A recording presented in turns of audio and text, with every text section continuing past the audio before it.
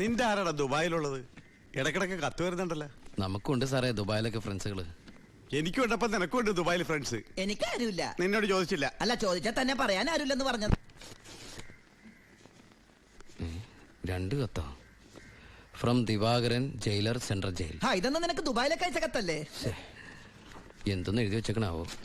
എന്തായാലും ഒന്ന് നോക്കിയേക്കാം.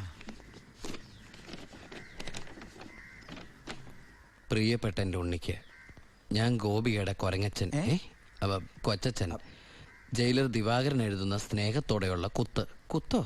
ഈ ജയിലിലെ ശീലം വെച്ച് എഴുതിയായിരിക്കും കുത്തേ. കുത്തും കത്തും തിരിച്ചറിയാത്ത നമ്മൾ തമ്മിൽ നേരിട്ട് പരിചയമില്ലെങ്കിലും എനിക്ക് ഗിഫ്റ്റ് ആയിട്ട് DVD, TV, മൊബൈല്, ഇതൊക്കെ അയാളുടെ അപ്പനോടൊന്ന് ചോദിക്കട്ടെ. ബാലുവിന്റെ കത്ത.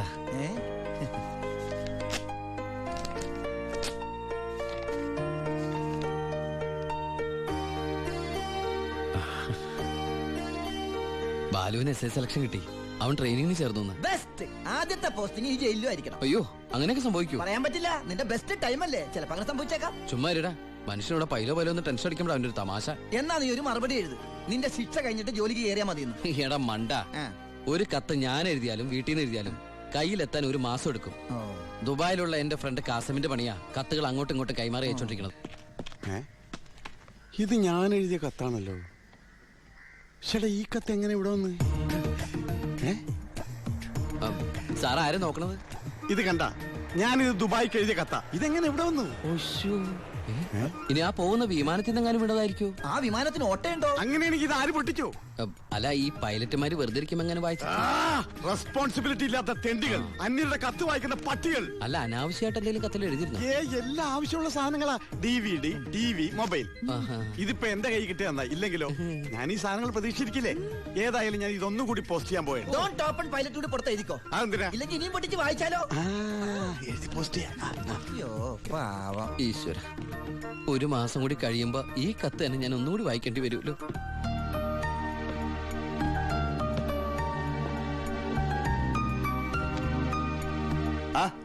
എന്താടോ? വാ. താൻ പോയി ദിവാകരനോട് വരാൻ പറ.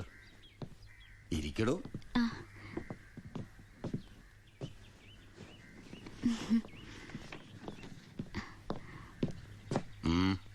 സർ, സി ബ്ലോക്കിൽ ചിന്നാടനും പരമശിവനും തമ്മിൽ വീണ്ടും തല്ലുണ്ടായി. അവൻ പല തവണയായി ചിന്നാടന്റെ മെക്കെട്ട് കയറണം.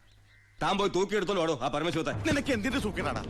മറ്റുള്ളവരോട് മര്യാദയ്ക്ക് പെരുമാറാൻ നിനക്ക് ഇവനോട് മാത്രം എന്താ ഇത്ര വലിയ സൂക്കേട്? സൂപ്രണ്ടിന്റെ കൈ കിട്ടിയാലുണ്ടല്ലോ പിന്നെ എനിക്കൊന്നും ചെയ്യാൻ പറ്റില്ല. അവനാണെങ്കിൽ സൂപ്രണ്ടിന്റെ ആളും. സാർ ആരാളാ? ഞാൻ വതളങ്ങിയ അങ്ങോട്ടും ഇങ്ങോട്ടും അറിയും. എന്താന്ന്? എനിക്കും ജീവിക്കണം.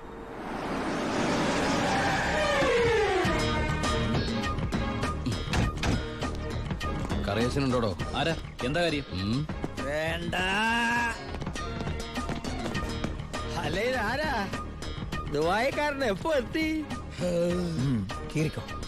വാ വാ ഇരിക്കേ. എന്റെ പൊന്ന് കറിയാച്ച, കുറച്ച് കരുണ കാണിക്കണം, ദയ ഉണ്ടാവണം. കരുണ, ദയ, അതെന്നതാ സാധനം? എന്റെ ലൈഫ് ഞാൻ കണ്ടിട്ടേ ഇല്ലല്ലോ. കറിയാച്ചന് കാശ് തരാനുള്ളത് നേരാ, പക്ഷെ അതിന്റെ പേരില് അമ്മയും പെങ്ങളെയും ചീത്ത പറയുന്നത് മര്യാദയാണ് അച്ചായ? എന്റെ അമ്മയും പെങ്ങളെയും ഒന്നും അല്ലല്ലോ ഞാൻ ചീത്ത പറഞ്ഞേ, നിന്റെ അല്ലേ? എടാ കൊച്ചനെ, ഞങ്ങള് പലിശക്കാർക്കൊരു അനുഗ്രഹമാ ഈ ഭാര്യയും അമ്മയും പെങ്ങളും ഒക്കെ. അവള് വരെ വന്ന് ഞോണ്ടിയാ വേണ്ടേ, ഇതുപോലെ ആള് ദുബായിന്ന് വരെ പറന്ന് ഞങ്ങളുടെ മുന്നിലെത്തും. ഇനി സെറ്റിൽമെന്റിലേക്ക് കിടക്കാം. മുടക്കിയ തവണകളും അതിന്റെ പലിശയും പലിശയുടെ പലിശയും മേശപ്പുറത്ത് വെക്കാൻ എനിക്കിത്തിരി സാവകാശം തരണം. എന്തിന്? മേശപ്പുറത്ത് വെക്കാനോ? അതല്ല, ദുബായി നയിച്ച കാശ് ഇതുവരെ എത്തിയിട്ടില്ല. എത്തിയാലുടൻ കറിയാച്ചന്റെ കണക്കാൻ തീർത്തോളാം. തീർക്കാൻ പോകുന്ന എന്റെ കണക്കാണോ അതോ കാശിന്റെ കണക്കോ? ചേട്ടന്റെ കണക്ക്. ചേട്ടന്റെ കാശിന്റെ കണക്ക്. എങ്കിൽ എന്റെ കണക്ക് എപ്പ ക്ലോസ് ചെയ്യും പറ? കാലനല്ലേ അറിയൂ. ഈ എലുമ്പനേതാ? എന്റെ ഫ്രണ്ടാ. എങ്കിൽ ഈ ഫ്രണ്ടിനോട് എന്റെ ഫ്രണ്ടിൽ നിന്ന് മാറി നിൽക്കാൻ പറ, ഇല്ലെങ്കിൽ ഈ ഫ്രണ്ടിന്റെ ഫ്രണ്ട് ചളുക്കാൻ എനിക്ക് തോന്നും. ഇപ്പോഴത്തെ ഷേപ്പിൽ നിന്ന് ഷേപ്പ് മാറി വല്ലാത്ത ഷേപ്പായി പോകും. അതിന് പുറത്തു നിന്നോട്ടോ. എന്റെ കറിയാച്ച, 1 മാസത്തിനകം ഞാൻ മുടക്കം വരുത്തിയ തുക തന്നു തീർത്തോളാം. ബാക്കി ഒരു 6 മാസത്തിനകം സമ്മതിക്കണം. പലിശ കൂടും. എന്ത് വേണേലും തരാം. ദയവ് ചെയ്ത് എന്റെ വീട്ടിൽ കയറി ബഹളം ഉണ്ടാക്കരുത്.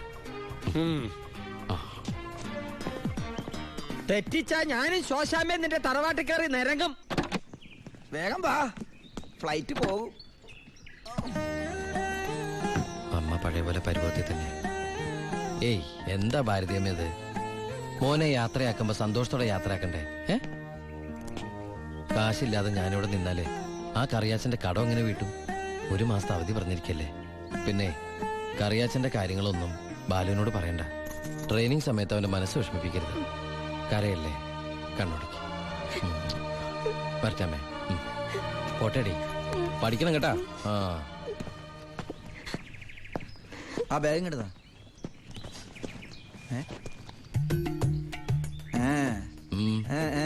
എന്താ കണ്ടില്ല, യാത്ര പറഞ്ഞില്ല അല്ലേ?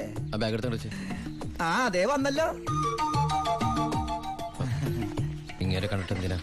വരട്ടെ.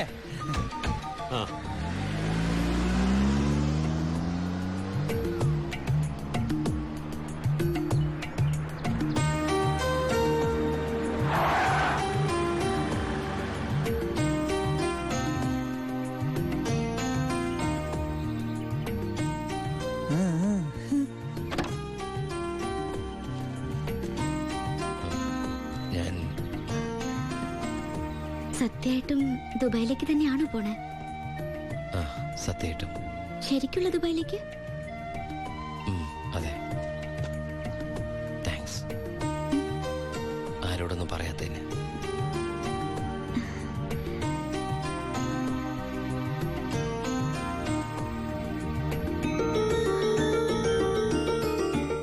ഞാൻ വരും.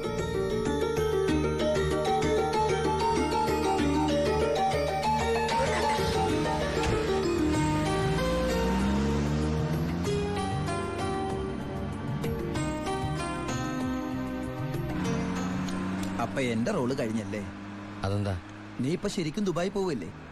ഞാൻ എയർപോർട്ടിൽ വന്ന് ടാറ്റ പറഞ്ഞ് യാത്ര അയക്കാനല്ലേ കൂടെ വരണത്? നീ വരുന്നുണ്ടോ ദുബായിക്ക്? എനിക്കതിന് പാസ്പോർട്ടും വിസ ഒന്നും ഇല്ലല്ലോ. ഈ ദുബായി പോകാൻ പാസ്പോർട്ടിന്റെ വിസയുടെ ഒന്നും ആവശ്യമില്ലേ.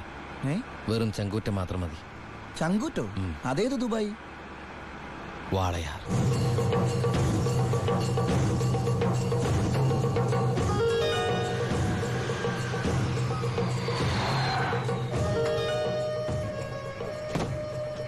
ഇങ്ങോട്ട് ഇറങ്ങണം. ദാ ഇതുപോലെ നമ്മുടെ 3 വണ്ടികളുടെയും ഫ്രണ്ടിലും ബാക്കിലും സൈഡിലും ഒക്കെ നമ്പറുകൾ ചേഞ്ച് ചെയ്യണം. അതിനുശേഷം ആദ്യം ചെക്ക് പോസ്റ്റ് കിടക്കേണ്ടത് നമ്മുടെ ഈ 3 ലോറികളായിരിക്കണം. ആദ്യത്തെ വണ്ടിയിലെ കിളിയായിട്ട് നീണ്ട